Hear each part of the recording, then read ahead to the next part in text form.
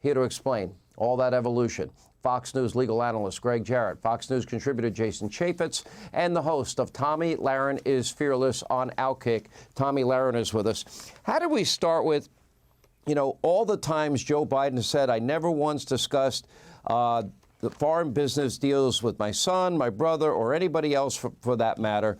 How did we start there? How did it then become the president was never in business with his son? How did it evolve even further? My father was not financially involved in the business. Can you explain the evolution? Because I think I have a pretty good handle on it, Gregg Jarrett, and that is that with each new piece of information that the House Oversight Committee or Judiciary Committee or Ways and Means Committee came up with, they had to come out with an excuse to explain away the previous lie. Is that a good theory on my part? Sure, absolutely. And, Joe Biden continues to double down on his lies. And nearly 70% of Americans don't believe it. They think he either committed actions that are illegal or unethical. So, Americans have wised up to Joe Biden's lies and the allegations against him.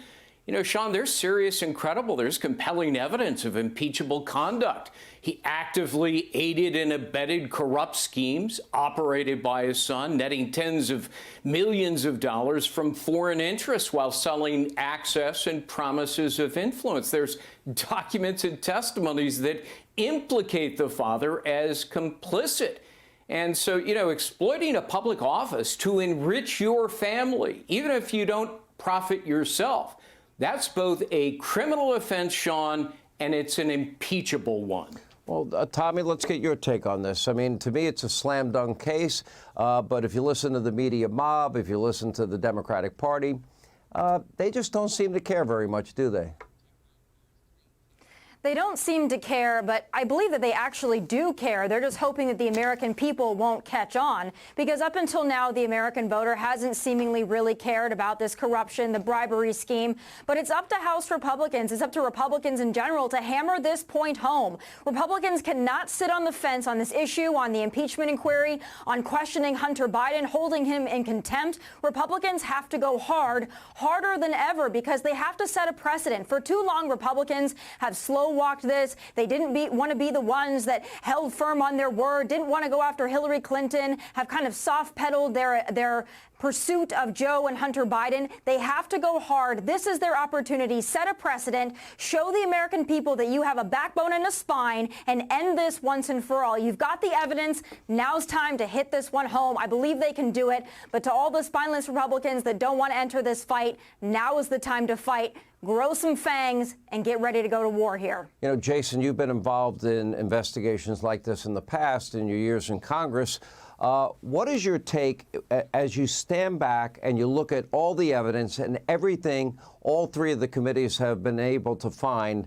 What is your take, and how far do you think this goes? Because I really believe with the Republicans yesterday going forward with the impeachment inquiry, that this now is a very serious and clear and present danger to Joe Biden's presidency.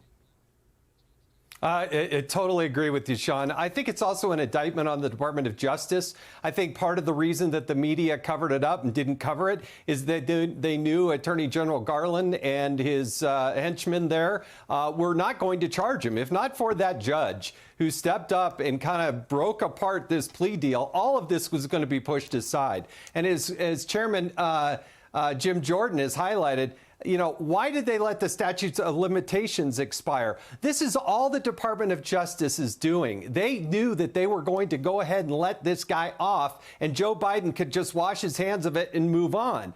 So, yeah, the charges are serious because you have a president of the United States who is potentially compromised by our very adversaries, such as China, and we got to get to the bottom of it. Department of Justice isn't going to do it. Republicans in the House have to do it. Jason, what does it mean? Why is this inquiry so important, this vote yesterday so important, especially in terms of all the stonewalling that has been going on?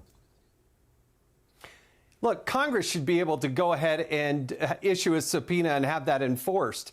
But if you're going to go to the courts to force the extraction of documents, compel the attendance of the witnesses, it is stronger to have a full vote of the House to have that impeachment inquiry. It is totally a legal strategy because it will probably end up in the courts, and the courts have got to back you up in order to do it. That vote made it that much stronger. Greg, do you agree with that? Yeah, I absolutely do. And I can't overstate how utterly idiotic it was for Hunter Biden to hold a press conference to brazenly defy a valid subpoena to appear for his deposition, which is routine, and instead demand his own conditions, that it be a public hearing. He has no right under law to do that. Witnesses don't get to dictate terms. Failure to comply is a crime. So legally, Hunter made the case against himself, and politically, I think it backfired, fueling the need for the House vote. But even worse, if Joe Biden conferred with his son, as the White House suggests, and encouraged him to commit a crime by defying the subpoena, well, that's another basis for impeachment. It's called, Sean, obstruction. You know, Tommy, I look at this, and I know you've worked very hard in your career, as Greg has, as Jason has, as we all have. Wouldn't you like a gig where if your dad was president and you had no experience at all, that you'd make millions and millions of dollars? Why? I'm trying to understand the lack of curiosity on the part of the media mob and the left in this country. How is it possible that somebody with no experience can make all of that money? Dad can take specific actions that ensures that you continue to get paid, again, with no experience, and it doesn't seem to raise an eyebrow in the minds of liberals. To them, it's like an everyday affair. Is that the ordinary way that people do business that maybe I've not learned yet?